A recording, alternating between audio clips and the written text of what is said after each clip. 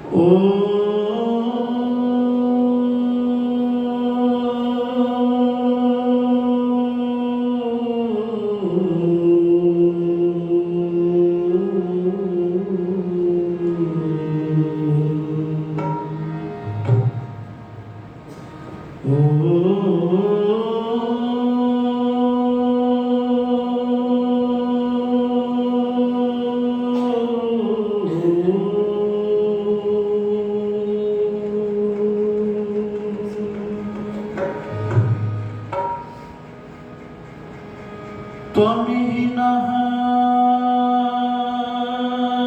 पिता वसो त्वं माता शतक्रतो बभूविधा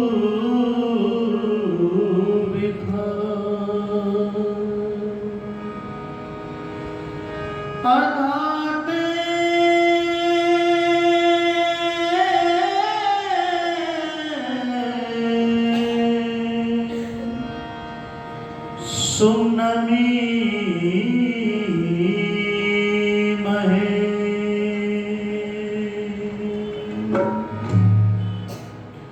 ओम अखिलेश अजन्मार अकाय है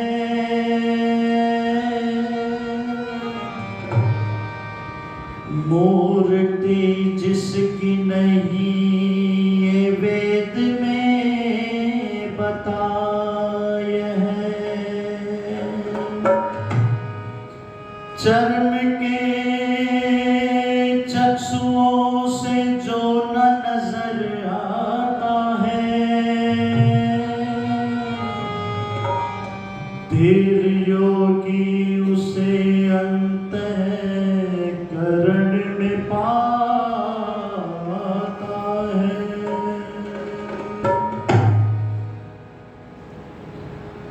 प्रभु के गुण ना गाए मंदिर में ताल बजाए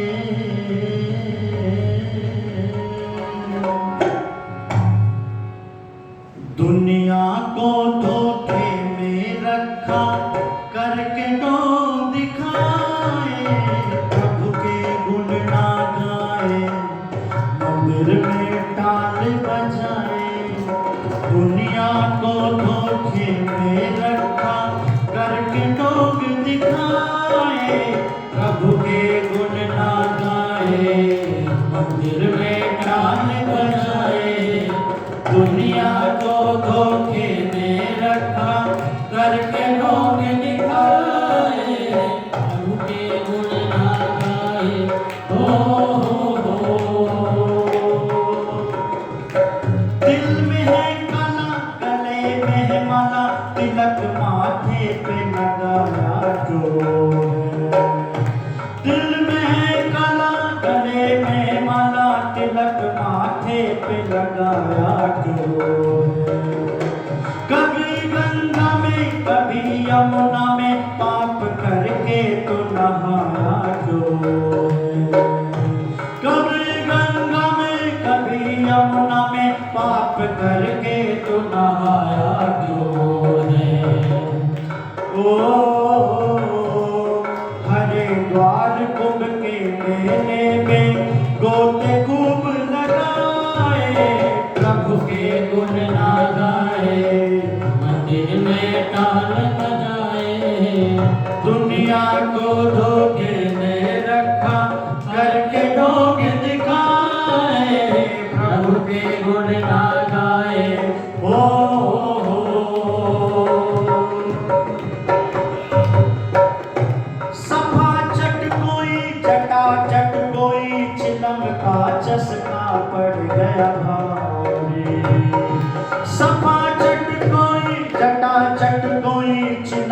चस्का पड़ गया भारी। हंसा कभी रोया समय यूं खोया, भूल में जिंदगी प्यारे प्यारे।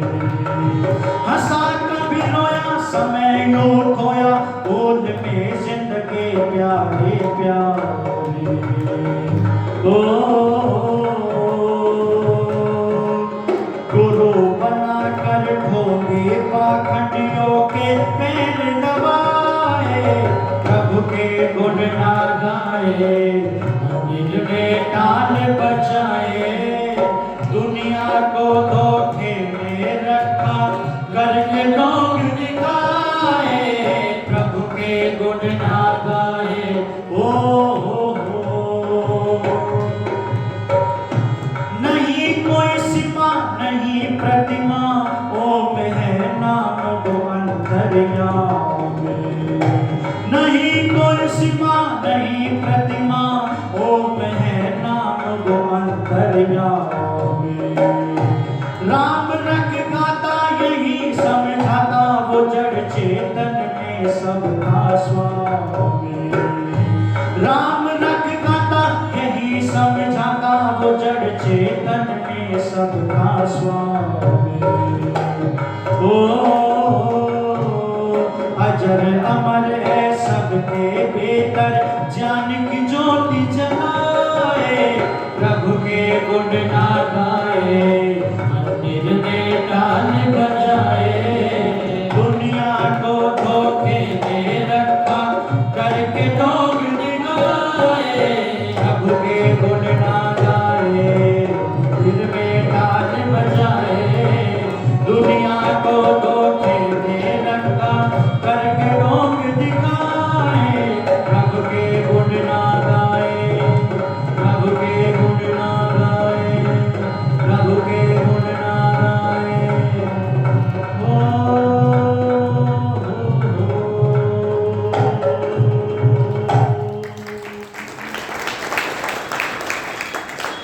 बोलो सच्चिदानंद भगवान की, बोलो वेद भगवान की।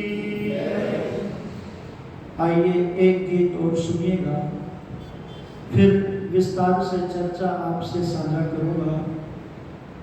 ऋषि का एक गीत आप सुनेंगे, क्योंकि जितने भी महापुरुष संसार के अंदर आए उन्होंने हमें डूबने से बचाया, पर ऋषि दयानंद जी एक ऐसे महापुरुष आए जिन्होंने डूबने से तो बचाया ही, साथ में हमें तैरना सिखाया। डूबने की बात पथिक पास ही ना आ सकी, वो देव दयानंद हमें तैरना सिखा गया। बहुत सुंदर सा भजन आप सुनेंगे। मेरा ऋषि वो जग से था न्यारा, आंखों का तारा। मेरा ऋषि वो जग से था न्यारा, आंखों का तारा। मेरा ऋषि वो जग से था न्यारा, आंखों का तारा। मेरा ऋषि वो जग से था न्यारा, आंखों का तारा। मेरा ऋषि वो जब तक रहेगी काली घटाएं ज़मीं आसमां में, जब तक रहेगी काली घटाएं ज़मीं आसमां में, तब तक दिलों में रहेगा वो प्यारा, आँखों का तारा। मेरा ऋषि वो जग से था न्यारा, आँखों का तारा। मेरा ऋषि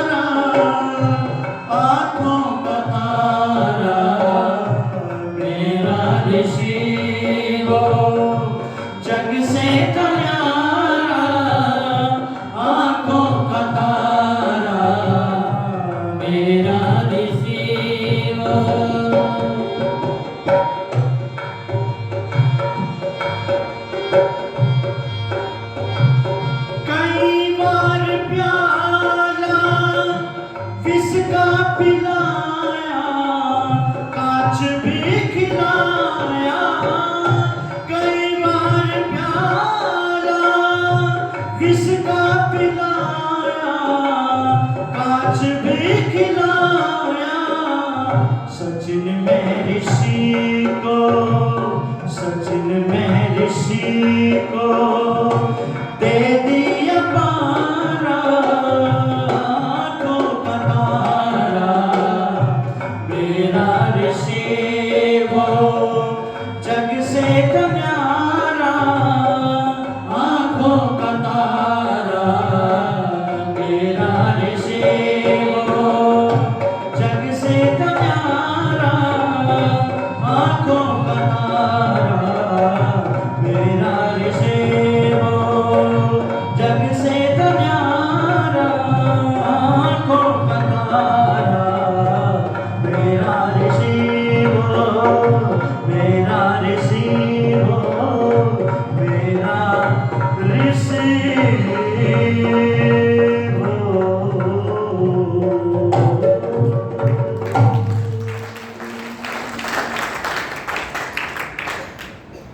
मंच पर उपस्थित इस आर्य समाज के बड़े ही यशस्वी विद्वान धर्माचार्य हैं, जिन्होंने बहुत सुंदर भजनों की प्रस्तुति दी। आदरणीय आचार्य श्री सूर्यदेव वेदांशु जी, इस आर्य समाज के बड़े ही यशस्वी धर्मात्मा प्रधान श्री जगदीश प्रसाद आर्य जी,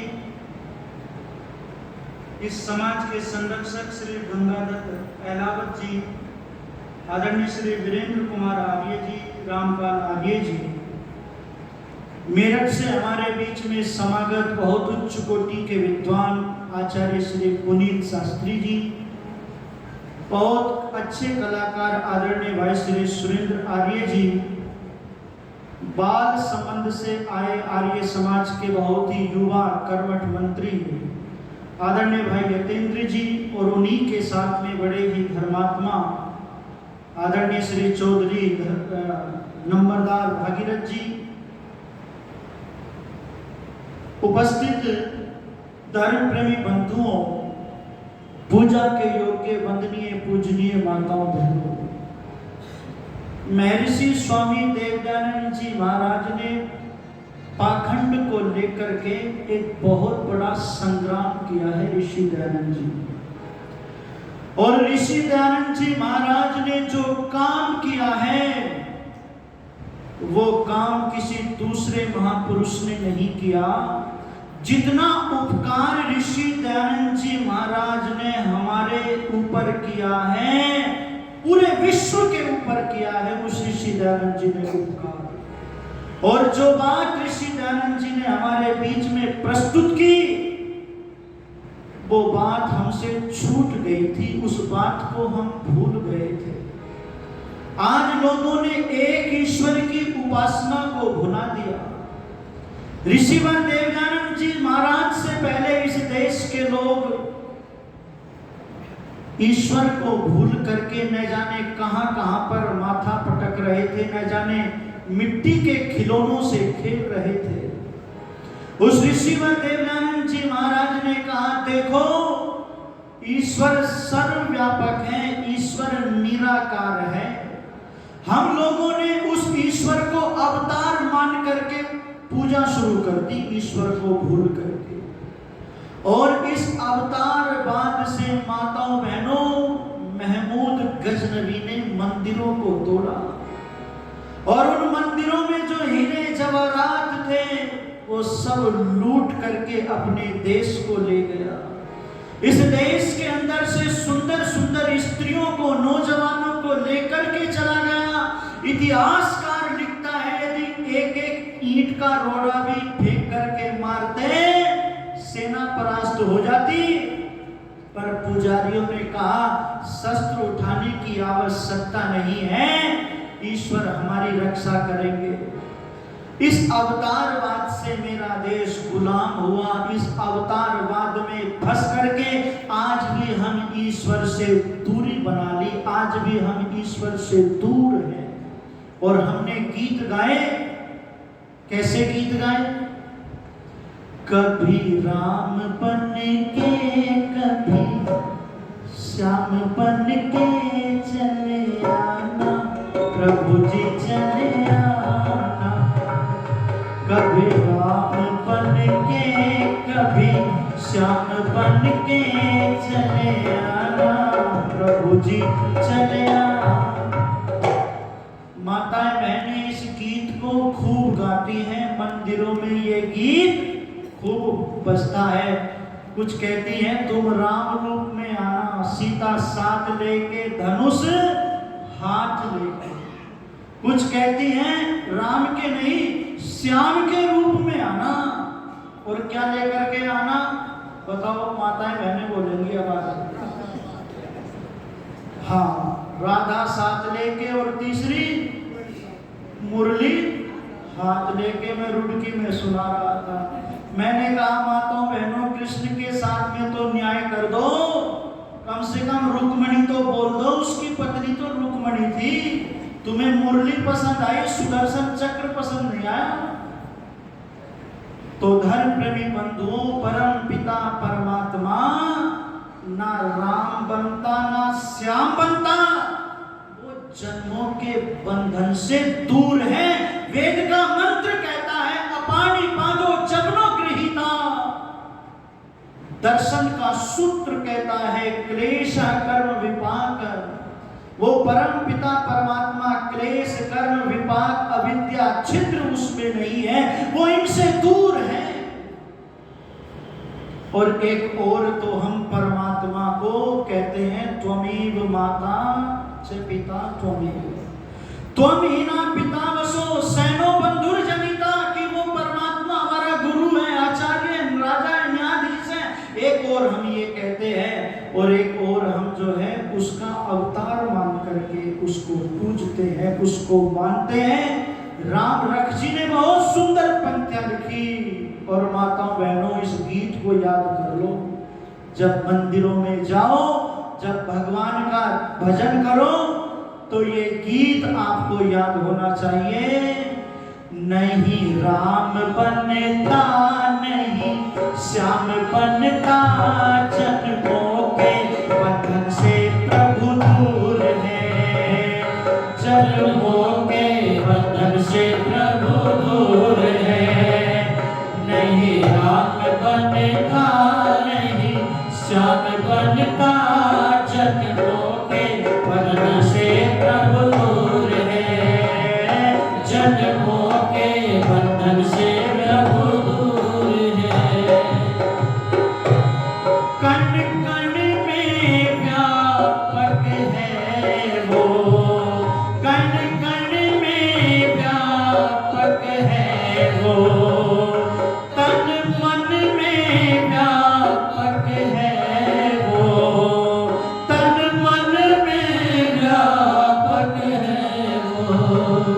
जन्म लेता नहीं आता जाता नहीं, सारी सृष्टि में ही भरपूर है। वो सारी सृष्टि में ही भरपूर है। नहीं राम बनता नहीं श्याम बनता, जन्मों के बंधन से प्रभु दूर है। जन्मों के बंधन से प्रभु दूर है। प्रभु कैसे गर्भ में आता, प्रभु कैसे गर्भ में आता, वो तो सबका पिता और माता, वो तो सबका पिता और माता। रक्षा करता है वो सबका करता है वो, नाम उसका ओम ही मशहूर है। नाम उसका ओम ही मशहूर है। नहीं राम बनता नहीं श्याम बनता रे, जन्मों के बंधन से प्रभु दूर है। जन्मों के बंधन से प्रभु दूर है। जन्म लेता है सो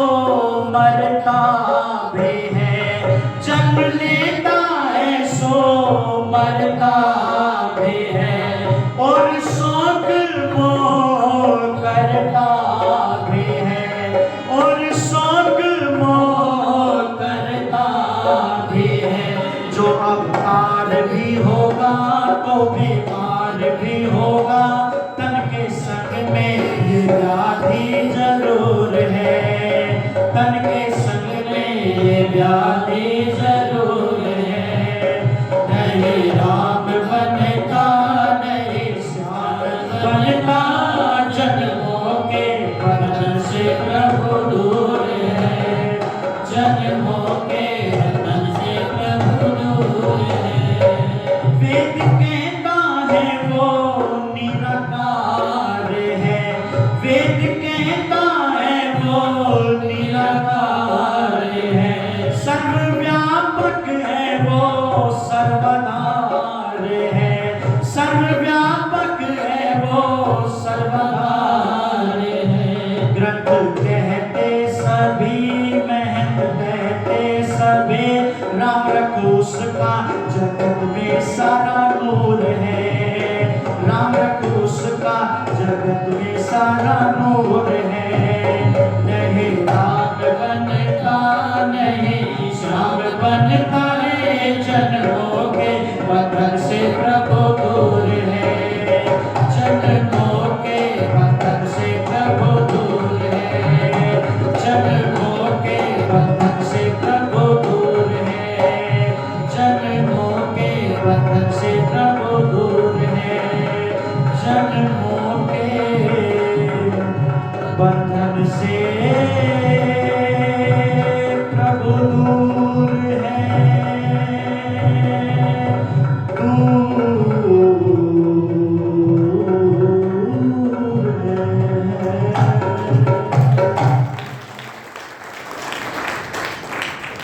नहीं राम बनता, ना श्याम बनता, जन्मों के बंधन से प्रभु दूर है।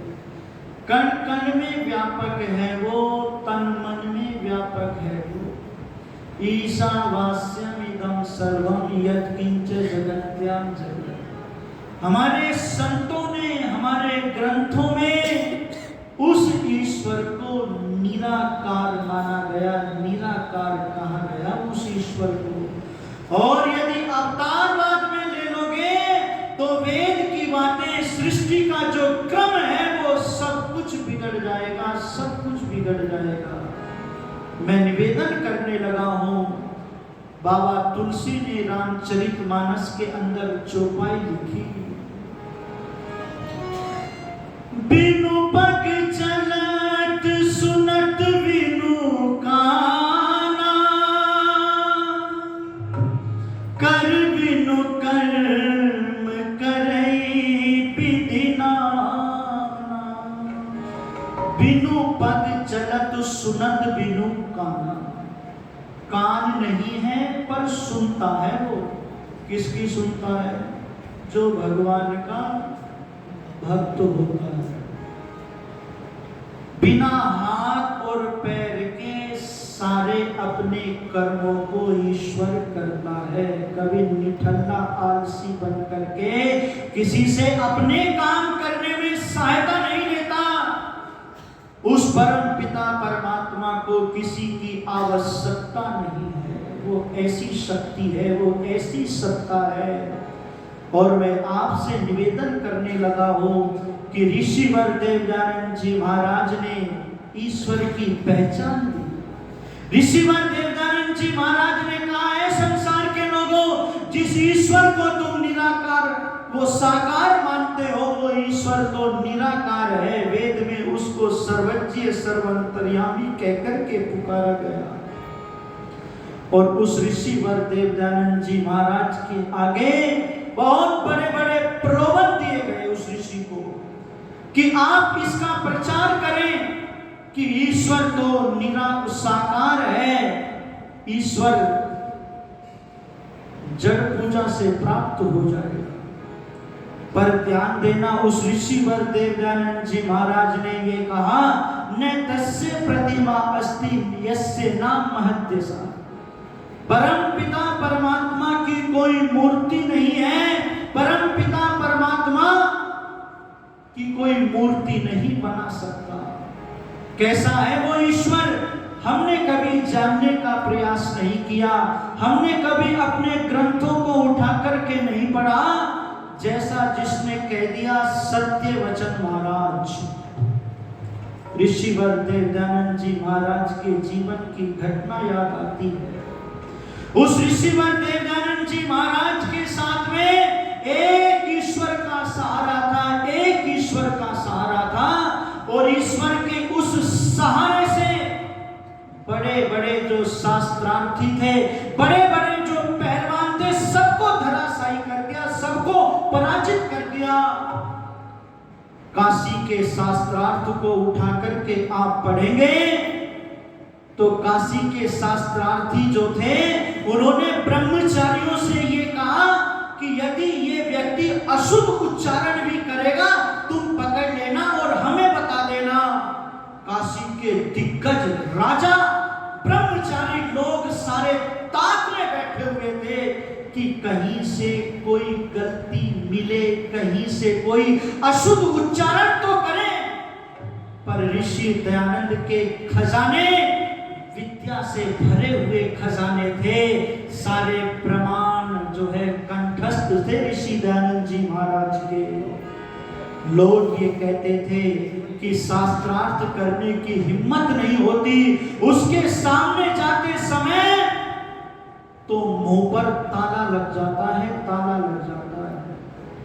कई बार कुछ लोग कहते थे कि जैसे बाली के सामने जाते समय आधा बल रह जाता था, ऐसे ही दयानंद जी के सामने जाते हुए भी बड़े बड़े शास्त्रार्थी के छक्के छूट जाते थे, भयभीत हो जाते थे। और किस लिए? कि ये दयानंद हमारी जीविका बंद कराने आया है, ये दयानंद जो है हमारी दुकानें बंद करा देगा, इससे व्यर्थ विवाद में मत फंसो, इससे इसके मुंह मत लगो। ये दयानंद, इसको जीतना बड़ा कठिन है, इसको पराजित नहीं किया जा सकता, इसको परास्त नहीं किया जा सकता है। मुझे याद आती है घटना लोगों, गुरुदत्त विद्यार्थी के जीवन को आप उठा करके पढ़ना। उस गुरुदत्त विद्यार्थी की कहानी को जब आप उठा करके पढ़ेंगे, उसमें पंडित चमुपति ने अच्युतानंद जी से एक प्रश्न किया है कि स्वामी जी, मेरे गुरु के साथ में तुम्हारा शास्त्रार्थ हुआ था, उस शास्त्रार्थ की कुछ चर्चा करो। अच्युतानंद कहता है कि मैं रेशमी वस्त्रों को पहन करके हाथी पर सवार होकर के लोग पुष्पों की वर्षा कर रहे थे मेरे ऊपर, आगे आगे बाजे बजते जा रहे थे। राजा ने मालाएं डाल करके मैं एक बहुत बड़ी दक्षिणा लेकर के उस शास्त्रार्थ को करने के लिए चला था, बीच में रोक करके पूछ लिया, मेरे गुरु की चर्चा करो, मेरे ऋषि के साथ में कौन था? ओहो, जब ऋषि का नाम सुना तो कहा उसके तन के ऊपर रेशमी वस्त्र नहीं थे, उसके साथ में कोई चेला और चेली नहीं थे, किसी ने 2 पुष्पों की माला डाल करके उसका सम्मान नहीं किया था। और सुनो, उसके साथ में अगर कोई था तो एक ईश्वर का सहारा था, एक ईश्वर का सहारा था। ये कहते कहते फफक फफक करके रो पड़े थे, रो पड़े थे। माताओं बहनों, उस ऋषि दयानंद की बड़ी महिमा है, बड़े उपकार तुम्हारे ऊपर किए हैं, उसके उपकारों को मत भूल जाना। मैं कई बार कहता हूं कि विवाह उत्सव आदि आदि अवसरों पर उसके गीत गवाया करो, उसके गीत गाया करो। उसने जहर के प्याले पी करके, मान और अपमान सह करके तुम्हारी वकालत की, तुम्हारी वकालत की। मौलवियों को यदि आप देखेंगे तो मौलवियों ने नारी को केवल भोग की वस्तु माना है। मौलवियों ने अपनी उस में वो दर्जा नहीं दिया। मौलवियों ने नारी को जो दर्जा जिस दृष्टि से महर्षि दयानंद जी ने देखा और जो दर्जा तुमको ऋषि दयानंद जी ने दिया, वो अन्य मत मतांतरों में, अन्य मत संप्रदायों में वो दर्जा, वो सम्मान तुमको नहीं मिला जो महर्षि दयानंद जी ने तुमको दिया है। मुझे गीत की पंक्तियां याद आती हैं। सदियों की खिजा के बाद एक फूल खिला था, एक महर्षि आया था सत्य को प्रकट करने, पर लोगों ने विष पिलाए, उस ऋषि को विष पिलाए, और विष पिलाने वाले अपने लोग थे, अपने लोग, गैर नहीं थे। भारत का कुछ नहीं बिगाड़ा, विदेशी तलवारों ने भारत को बर्बाद कर दिया, भारत के गद्दारों ने भारत को बर्बाद कर दिया, भारत के गद्दारों ने। सुनना जरा ध्यान से पंक्तियों को। ऐ दुनिया बता इससे बढ़कर, ऐ दुनिया बता इससे बढ़कर अब और हकीकत क्या होगी। जाने दी तना से हक के लिए अब और इबादत क्या होगी। ऐ दुनिया बता इससे बढ़कर अब और हकीकत क्या होगी। जाने दे तना से हक के लिए अब और इबादत क्या होगी। ऐ दुनिया बता इससे बढ़कर। यूं तो हर रात की तारीकी लाती है प्याम उजाले का। यूं तो हर रात की तारीकी लाती है प्याम उजाले का, लाती है प्याम उजाले का। जिससे ये जहां नूर हुआ, जिससे ये जहां नूर हुआ, उस रात की कीमत क्या होगी। ऐ दुनिया बता इससे बढ़कर अब और हकीकत क्या होगी। जाने दे तना से हक के लिए अब और इबादत क्या होगी। ऐ दुनिया बता इससे बढ़कर। मुद्दत की खिजा के बाद खिला एक फूल से भी तोड़ दिया। मुद्दत की खिजा के बाद खिला एक फूल से भी तोड़ दिया। एक फूल उसे भी तोड़ दिया। कलियों के मसले वालों से, कलियों के मसले वालों से फूलों की हिफाजत क्या होगी। ऐ दुनिया बता इससे बढ़कर अब और हकीकत क्या होगी। जाने दे तना से हट के लिए अब और इबादत क्या होगी। ऐ दुनिया बता इससे बढ़कर।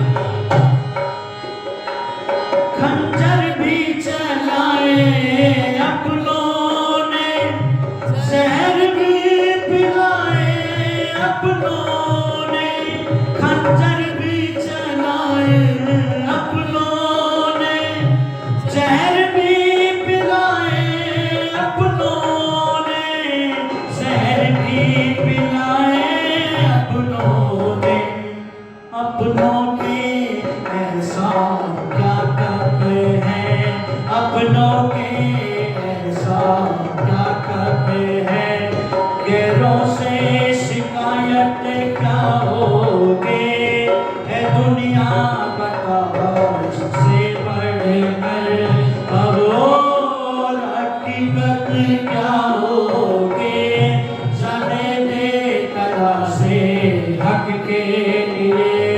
अब और इबादत क्या होगे, है दुनिया बता इससे बढ़कर।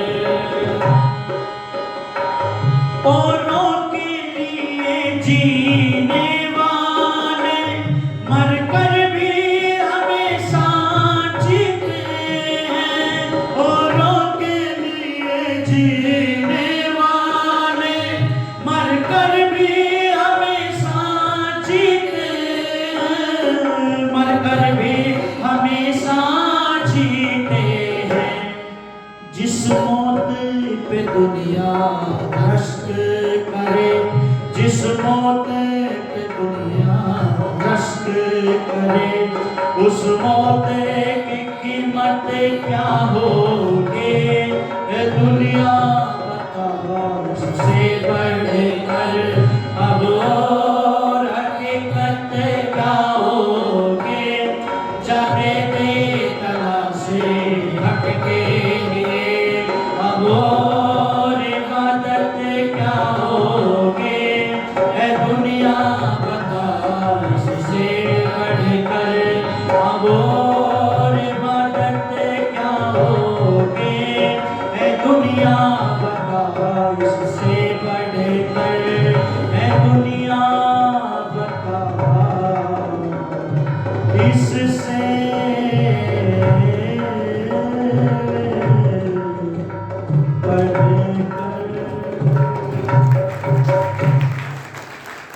खंजर भी चलाए अपनों ने, जहर भी पिलाए अपनों ने।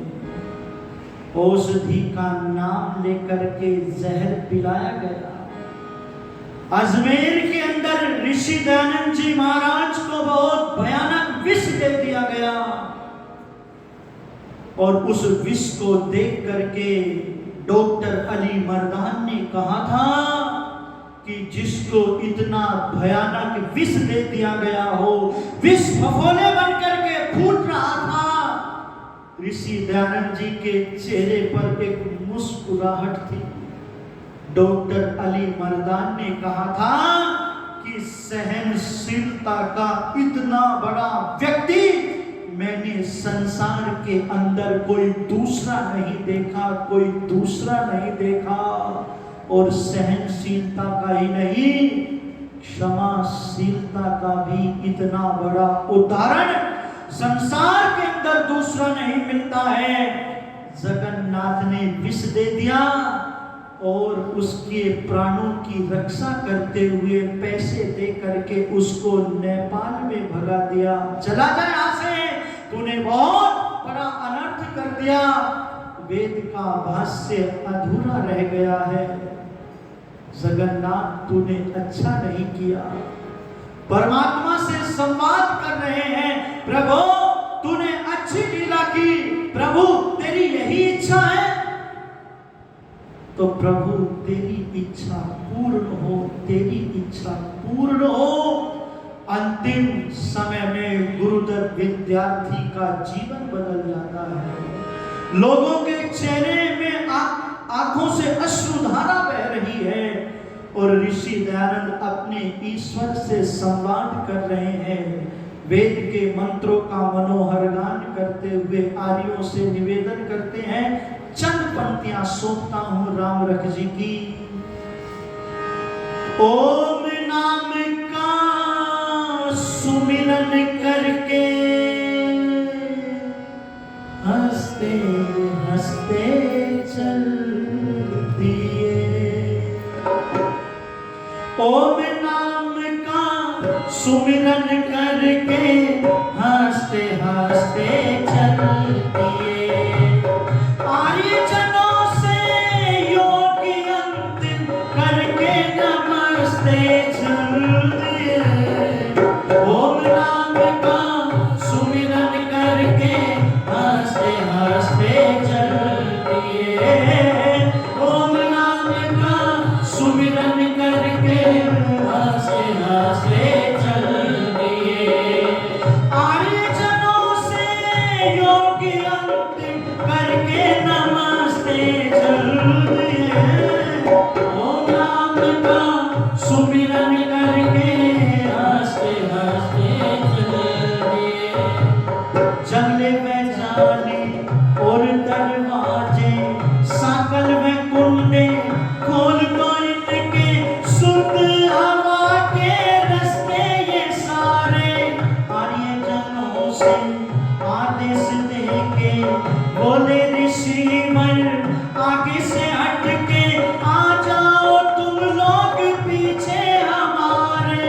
मृत्यु का कुछ भी गम नहीं था, मृत्यु का कुछ भी गम नहीं था, मुक्ति के रास्ते चल दिए। ओम नाम का सुमिरन करके हंसते हंसते चल दिए। ओम नाम का सुमिरन करके हंसते हंसते चल दिए। यादें हमारी कुछ ना बनाना, हड्डियों को ना जल में बहाना, भस्मी को खेतों में डाल देना। मंदिर ना मठ हो ना ही समाधि, पूजा का साधन कोई बने ना। पाखंड को आर्यों डाल देना, पाखंडियों के पाखंड करके तेरे में सस्ते चल दिए। ओम नाम का सुमिरन करके हंसते हंसते चल दिए। ओम नाम का सुमिरन करके हंसते हंसते चल दिए। ईश्वर तुम्हारी इच्छा हो पूरी, अंतिम समय में बोले प्रभु जी तूने ये कैसी लीला रचाई। ध्यान लगा के और मुस्कुरा के मृत्यु लोक को छोड़ के जाने आगे के मन में सुरती लगाई। राम रख भक्तों की आंखों में, राम रख भक्तों की आंखों में आंसू बरसते चल दिए। ओम नाम का सुमिरन करके हंसते हंसते चल दिए। ओम नाम का सुमिरन करके हंसते हंसते चल दिए। आर्य जनों से योगी अंतिम करके नमस्ते चल दिए। ओम नाम का सुमिरन करके हंसते हंसते चल दिए। हंसते हंसते चल दिए। मुक्ति के रास्ते चल दिए। मुक्ति के रास्ते चल दिए।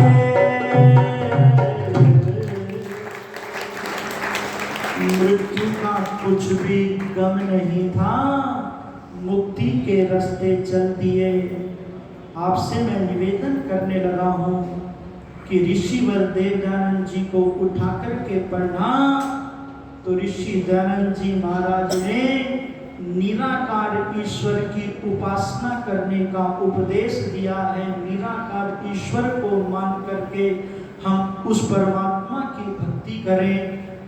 ये थोड़ी सी चर्चा मैंने आपके बीच में साझा की है। समय जो मेरे लिए निर्धारित था वो दौड़ चला।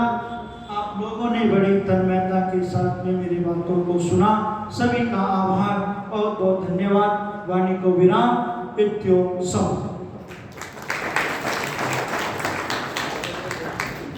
बहुत बहुत धन्यवाद पंडित मोहित शास्त्री जी। सुंदर मधुर कंठ से भजनों को सुनकर के आप सबने ईश्वरीय व्यवस्था को समझने का प्रयत्न पुरुषार्थ किया है। निश्चित ही महर्षि प्रभुदेव दयानंद सरस्वती जिन्होंने ईश्वर के सही स्वरूप को हमारे सामने प्रस्तुत किया, लेकिन दुर्भाग्य आज भी इस वर्तमान भारत देश में कथाओं के नाम पर कथाकार भागवतकार बहुत सारे ऐसे लोग बैठे हैं